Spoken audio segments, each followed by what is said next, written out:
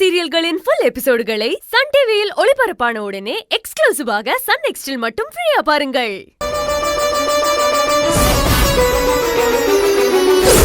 நீ உன்னோட சுயநலத்துக்காக மட்டும்தான் என்ன பயன்படுத்தி இருக்கல. அதுக்கு மேல உனக்கு நான் எந்த விதத்திலையும் முக்கியமான ஆள் இல்லை இல்ல.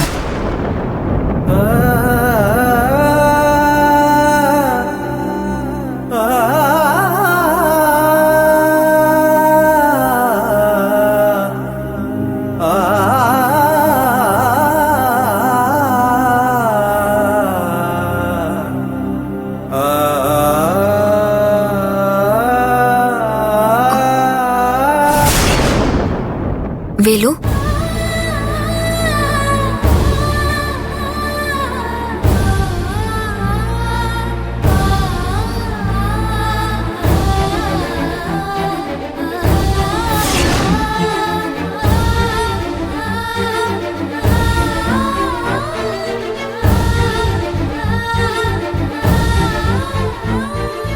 என்னாச்சு வேலு?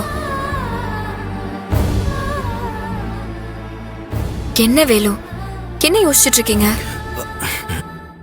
ஒண்ணு இல்ல செல்வி. உங்க உதடுதான் ஒண்ணும் இல்லைன்னு சொல்லுது.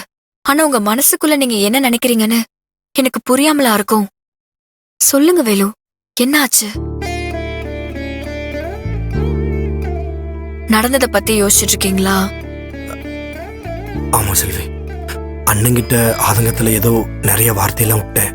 அவர் நம்ம குடும்பத்துக்காக உழைச்ச உழைப்பெல்லாம் மறந்துட்டு நான் அப்படி பேசினது அவர் மனசை எந்த அளவுக்கு வேதனைப்படுத்தும் அப்படின்னு நினைக்கிறப்போ எனக்கே மேல அருவருப்பா இருக்கு. கோவத்துல இந்த மாதிரி வார்த்தைகள்லாம் வாய் தவறி வரதுதான் வேலு. மாமா மனசு கஷ்டப்படணும்னு நீங்க எதுவும் பேசலையே. உங்க மன கஷ்டத்தை பொறுக்க முடியாம தானே அந்த வார்த்தையெல்லாம்.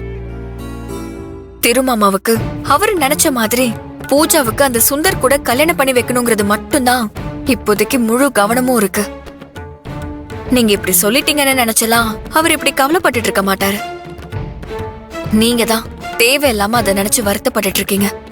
நீங்க சொன்ன மாதிரி இருக்குமா என்னன்னு தெரியல செல்வி. ஆனா கண்டிப்பா நான் வீட்டை விட்டு வந்தது நினைச்சு அம்மா அக்கா பூஜா யாரும் சாப்பிடாம கொள்ளாம மனசுடைஞ்சு போய் தான் இருப்பாங்க.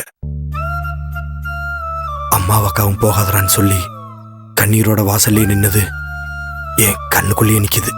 இப்படி அவங்களெல்லாம் அளவச்சிட்டு நான் மட்டும் இப்படி நிம்மதியா இருக்க முடியும்? எனக்கும் அதை நினைச்சு வருத்தமா தான் இருக்கு வேலு. ஆனா இது தற்காலிகமான பிரிவுதான். இது ஒண்ணும் அப்படி நிரந்தரமாலாம் இருக்க போறதில்ல. சொல்ல போனா இந்த வருத்தம் காலம் முழுக்க நம்ம எல்லாரோட மனசுலயும் நிரந்தரமா இருந்துடக்கூடாதுங்கிறதுக்காக தான் இப்ப நாம இந்த முடிவு எடுத்திருக்கோம். அந்த சுந்தர் தப்பானவனு திருமாமாவுக்கு புரிய வைக்கணுங்கிற ஆதாரத்தை திரட்டதான் நம்ம வீட்டை விட்டே வெளியே வந்தோம். நம்ம அந்த ஆதாரத்தை கொண்டு போய் திருமாமாவுக்கு உண்மையெல்லாம் புரிய வச்சுட்டா பூஜாவுக்கு நடக்க இருக்கிற இந்த கல்யாணத்தை நாம நிறுத்திடலாம். அவளோட வாழ்க்கையையும் காப்பாத்திரலாம். அதுக்கப்புறம் பழையபடி நீங்க எல்லாரும் சந்தோஷமா சேர்ந்து வாழலாம். ஆனா நீங்க இப்படி உடைஞ்சு போய் உட்கார்ந்துட்டா நம்ம எதுக்காக வெளியே வந்தோமோ அதை எப்படி நம்ம சாதிக்க முடியும்? நீங்களே